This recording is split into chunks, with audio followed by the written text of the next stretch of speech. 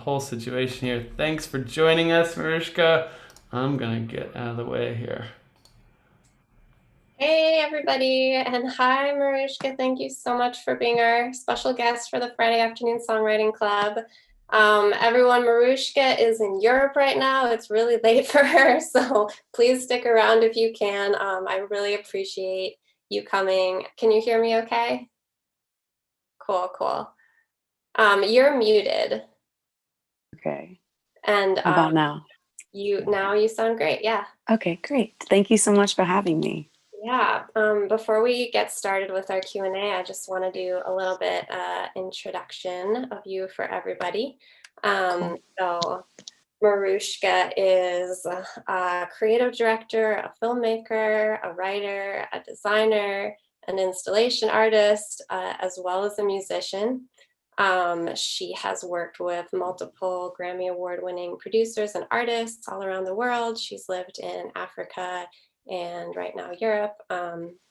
So yeah, I'm just very inspired by looking at your website and everything that you do. You have a beautiful website. And then I was signing Thank up you. for your email list, and I also saw you offer a monthly guided meditation. So it's like, oh man, what does this girl not do? Um, Awesome.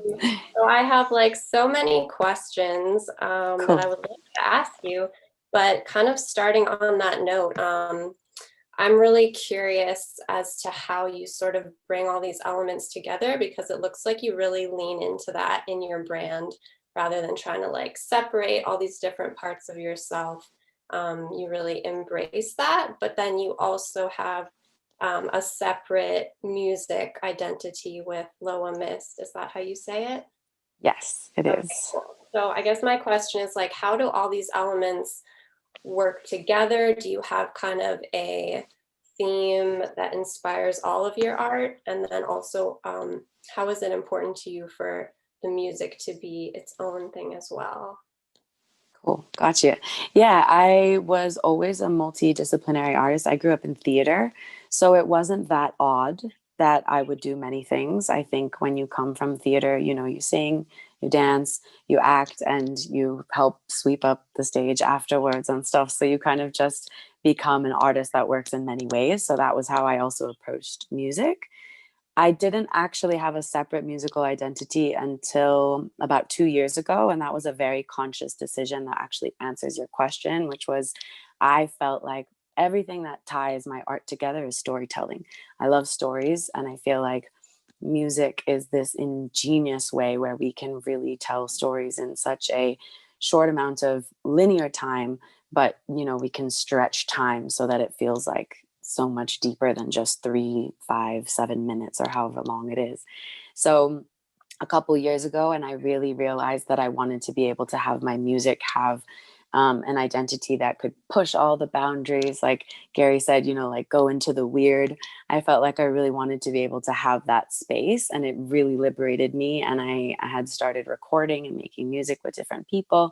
So that was a conscious decision to make like an avatar. And actually, on the note of songwriting, I really recommend, even if it's a private internal avatar that people have, you don't necessarily have to have like a name change or anything like that. But my songwriting escalated in this incredible way when I did that, because I really felt like I didn't have to create from just the platform of my own personal identity. So having like this little inner alternate being was really, really beneficial to me. So I also recommend it for everybody. And then, yeah, in terms of art as a whole, I feel like music is always, it's like my bedrock, and it is what inspires me and keeps me mentally healthy. But then I love editing videos and collaborating in different ways to really bring that music to life, especially because the era we're in, I feel like music is timeless, but there are so many ways to tell our musical stories now. So I just love learning about all of that as much as I can. Awesome. Yeah, that's very cool. Thank you. And I love the idea of creating an avatar. I think that's an excellent exercise for people to Fun. play with, like you said. Yeah. I'm curious, like, what were the ways specifically that changed your songwriting or freed you? Was it more in like the musical style or the content? Mm. I think like even at the end of when you guys just kind of like said a gratitude and released and offered up in a physical gesture. I feel like that's actually what happened for me. I felt like I was able to create not just necessarily from my collection of personal experiences. I could use my personal experiences as a reference point to be like an inroad for an emotion. But by having an inner avatar, it's almost like I didn't need an excuse to have permission. Like I had full permission to be able to write about things, even that, might not be anything that I would consciously ever think of. More almost like acting, like character study, in a way. I was able to kind of think of these different narratives or plots or perspectives the way that if you ever people watch, you're like, oh, in my mind, this person is going through this. And then I could tell that person's perspective through my music instead of only mine. And I feel like that made songwriting actually really fun. So even if I would come back to my personal perspective or a personal autobiographical experience, it's like I could use this kind of disembodied, consciousness to walk around into what would somebody else be feeling if they were feeling the same thing as me, but in a different narrative. And sometimes that helps get you out of writer's block because you can get penned in somehow to, just feeling like it has to be entirely your own experience, and having that permission to just play and stray is really helpful. Yes, love that. So cool. All right. If anybody has any questions, feel free to think about it or pop it in the chat or just raise your hand. I'm going to ask you another question though, because I know that you've traveled a lot and you've lived in Africa, and I'm not sure where you're actually living exactly now, but how have your travels affected your music and your style as well? Because I think that that's played a role in your musical journey. It definitely has. I grew up very much in a kind of nomadic family. So my home base was kind of Los Angeles, but I was always between Hawaii or Europe growing up. And then I lived in New York for some time. And then I ended up coming to Kenya, to East Africa, in a way that I did not at all anticipate. It just kind of happened. Um, and I definitely think the role that traveling in general has played in my music is, again, that it's, anybody that has traveled understands that instantly, as soon as you're kind of the feeling of on the road or sitting on an airplane or sitting in an airport, you are exposed to all of these different kinds of people. And there are very different nuances to how we all live, but there are universal truths and feelings. So I think if anything, it allowed my musical influences to be very diverse. But if anything, it actually just honed in the songwriting that I already had, because it allowed me to really connect to that no matter where you are, even if you're living somewhere that feels as estranged as East Africa, if you're somewhere like California right now, there's this, gradient of emotions that really affect us all. On a kind of literal level, I think how it affected my music is that traveling around the world, you see again that right now, because we live in a digital era, a lot of people have laptops and beat making machines and instruments and just kind of gather in living rooms in different ways. And we don't necessarily have to pay for studio spaces the way that other people had to before us. So I think what I'm really grateful for is that I got to learn on the go, and then also got to learn from all of these different independent artists that had influences from their own cultures, that were sampling things, because I'm very into different kinds of music. So a lot of artists that I love would sample old records.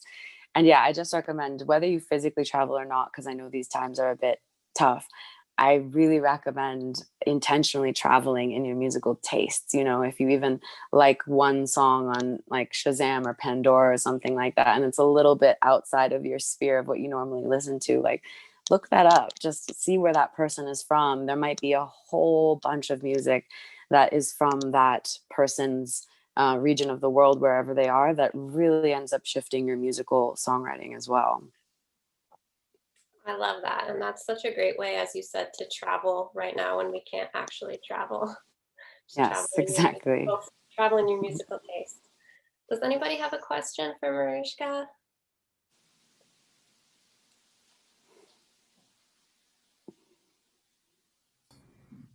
I've got one. Yeah, go ahead. When you have so many diverse influences and musical, input. How do you define a style? How do you find your own voice in that? It's such a good question. I feel like that has been such a big quest in my life as well. I think that for me, the anchor of the music I love the most is soul music. Definitely like folk and soul. And so I think that the unifying qualities there is that, I think, I'm not sure if it's Bob Dylan said, but he was like, a song is anything that can stand on its own. So I think if you love music that maybe has an amazing arrangement to it or that has different digital instruments to it, I always come back to the song itself. Like, can the song be played just on one instrument, or can it even just be sung a cappella and like clapped and is just, that melody and the storytelling actually going to draw someone in? So I think that's definitely been something I've learned throughout the years, is like, if I stray into some fascination or excitement with a certain genre, I always make sure, okay, wait, but what is my version of still making sure I'm telling this story like you are anchoring, and like my A, B, what are my 3 acts? What are my 4 acts? What are my ways of still like telling the story? So I think melody is huge for me. And then just, yeah, storytelling, and letting influences come in and out, but not necessarily like getting carried away in the excitement of a style, and knowing that a style might be something you come in and out of. But the core of your songwriting is like, it's almost like, being a poet that obsesses over like moving one word here and there because that's just the structure they have for themselves. Awesome. Thank you. Yeah. We have a little bit more of a businessy question in the chat. Tell me. How do you find your collaborators and gigs, and do you have representation? That's a really cool question too. I've had such an interesting journey with that. So when I first started out, I had no intention really of doing music. I was playing like a ukulele in Washington Square Park while I was going to NYU Tisch. And then I ended up actually meeting a bunch of musicians in the park. So I think that kind of set the tone for, anybody that's ever busked on the street or that just plays at open mics and stuff like that, which is how I started. Like, I immediately was very aware that I needed to be forthright and kind of meet people. Like, if someone played music that I connected to, even if I heard it on SoundCloud or if I met them at an open mic in a bar, I would connect with them and just try to absorb as much as I could.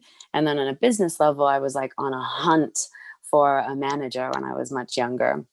And I used the same tactic, kind of. I would just meet all different musicians. I ended up calling, so my head, it's just a quick funny story, but the headmaster of my high school was in a band and played harmonica. And I remember calling him being like, I'm a musician now, so what do I do? Like, how do I do this on a business level? And I followed the trail of like meeting up with one of his sons was a musician who had a studio, and then meeting their friends. And I kind of just like went around and, solicited to different people. I ended up then working with a manager who's really renowned and amazing. She managed Joss Stone and IO and a lot of other artists. But I think throughout that entire experience, and then I almost signed to several labels in London, France, and LA. And I actually decided not to sign to any of them. And there was a very conscious choice for me, just because I felt like musically, I really wanted to be able to explore, and I wasn't necessarily being given any of those offers. And now I think things are a little bit different, because that was all about 4 or 5 years ago, and things are rapidly changing with indie labels.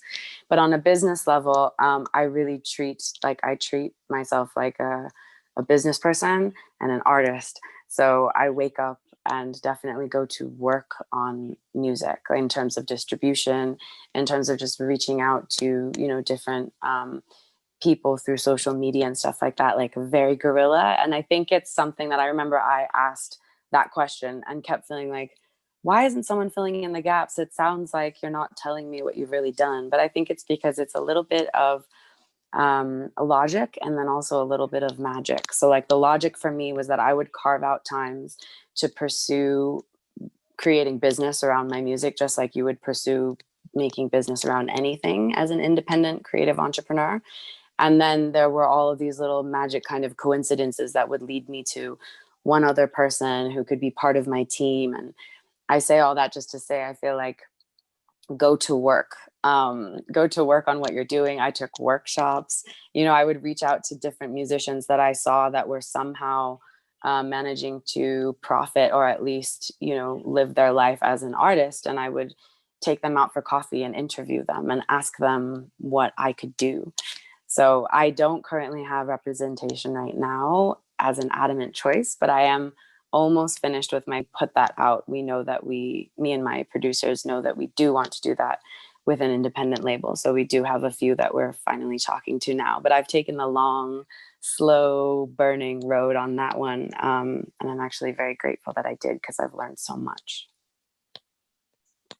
So cool. That's very exciting about your upcoming album. And I hope that everybody will check you out, check out her Instagram and website, and follow along and hear some of the amazing music.